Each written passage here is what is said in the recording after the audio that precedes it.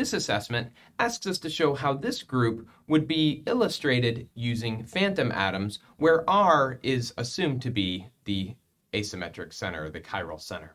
So let's start by showing what's real in the molecule. So we're going to have the R. It's going to be attached to a carbon. That carbon is going to have a real methyl group attached. We'll draw that in as a CH3 because it's real. It's going to have a bond to another carbon that is also real. That's going to be this carbon here, this one here.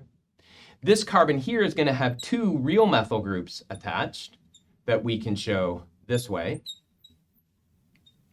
And so thus far, we've illustrated all of the real atoms. What we haven't accounted for is the pi bond that is between these two carbons.